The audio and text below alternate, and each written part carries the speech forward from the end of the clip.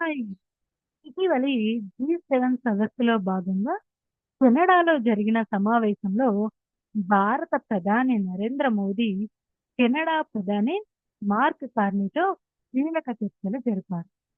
ఈ చర్చల ఫలితంగా ఇరు దేశాల మధ్య దౌత్యవేత్తల పునర్నియామకానికి సంబంధించిన ఒప్పందం కుదిరింది. అయితే గత కొద్ది కాలంగా ఉద్రిక్తంగా ఉన్న భారత్ కెనడా దౌత్య సంబంధాలకు ఈ పరిణామం ఒక సానుకూల మలుపుగా పరిగణించబడుతుంది.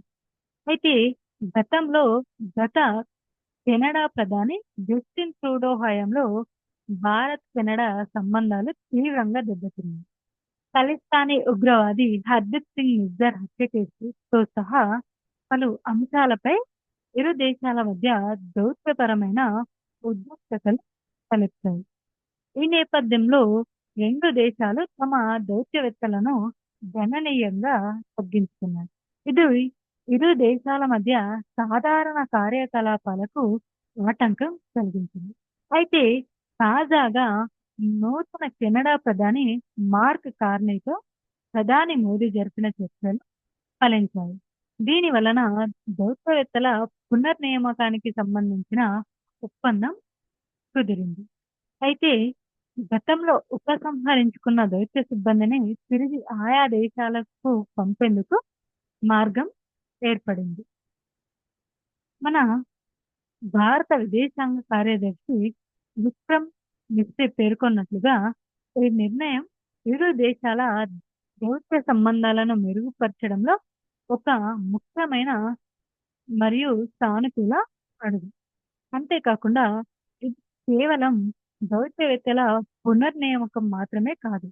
ఇరు దేశాల మధ్య దెబ్బతిన్న నమ్మకాన్ని తిరిగి నిర్మించుకోవడానికి మరియు సంబంధాలను సాధారణ స్థితికి తీసుకురావడానికి ఇది ఒక సంకేతం.